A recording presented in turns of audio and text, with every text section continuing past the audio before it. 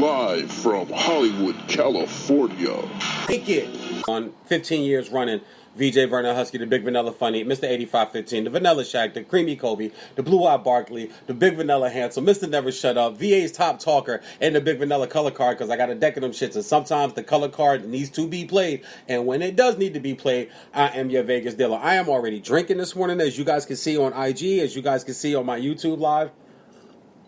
I'm getting ready for the game today, man. So, great stuff. First of all, I want to take a moment to send my condolences and my prayers and my heartfelt feelings and just my love for the sport of baseball, my love for sports, to Hank Aaron Hammer and Hank Aaron and his entire family, his entire fan base, all of Atlanta, all of Georgia, just everybody, all the black men that have died in this country unceremoniously, all the black men that have been murdered in this country, all the black men that have been hosed down in this country, all the black men that have been wrongfully prosecuted and put in jail and put in the prison system and given and been added to modern day slavery. Hank Aaron stood for so much, man. So I just want to send my prayers and my heartfelt, sincere feelings out to his entire family, his entire fan base, and any black man that's had to go through something in life when they were just trying to do normal shit and just be great. All he wanted to do was play baseball. At the end of the day, all Hank Aaron wanted to do was play baseball.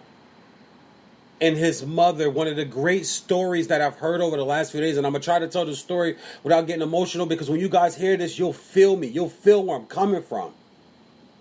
The scene where he's rounding the bases after breaking the home run king record. He gets the home plate. We all see the two white guys that run out and congratulate him and get on the field. That would never happen today. They'd be shot dead by a sniper some goddamn where. They could never pull that shit today. But we know that scene of him rounding second base and him coming to third and him coming across home plate. The scene they don't show a lot of, and I think there's a lot of colorism behind it too, and some racial shit behind it too, is why are we now just hearing the story of the woman in the pink or purplish dress that came out and threw her arms around him and hugged him? Not because he had just broke the home run record, by her words, because she was afraid someone was going to kill him right then and there. And her mentality was, well, if you're going to take my son, you got to take me too.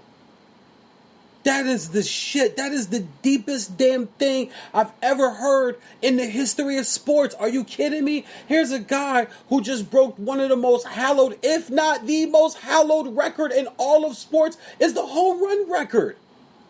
It's not Super Bowl rings. It's not NBA championships. Hell, Russell's got 11 of those. Hell, Phil Jackson's got 12 of those. We don't call neither one of them the best at what they did. You had the all-time leading rusher. You got 2,000-yard seasons. You got the receiving touchdown record. You got the most Heisman trophies for your school. You have the most national championships as a coach. None of that shit compares. The fastest man in the world, the fastest swimmer in the world, the most majors in golf, the most Grand Slams in tennis. None of that matters. None of that shit matters compared to the all-time home run record. Like they say, chicks dig the long ball.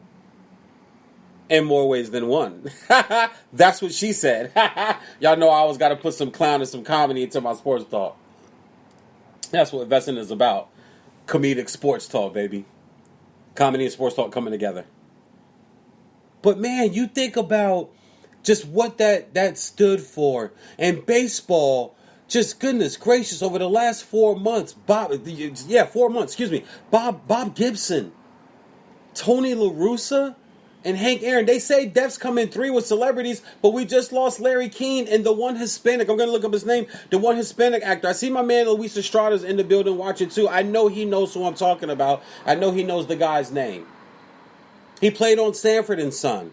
He was the Hispanic friend of theirs. He was the one Latino actor that was, like breaking in at that time. Really, getting on the mainstream show. Excuse me if you guys hear a little back noise and cars going by, but this is a real natural show today. I'm by my window. I'm in Los Angeles. Like I said, it rained all day yesterday. When it rains in Los Angeles, it shuts the city down. People don't want to come out. It shuts the city down. I drive to Palmdale to go play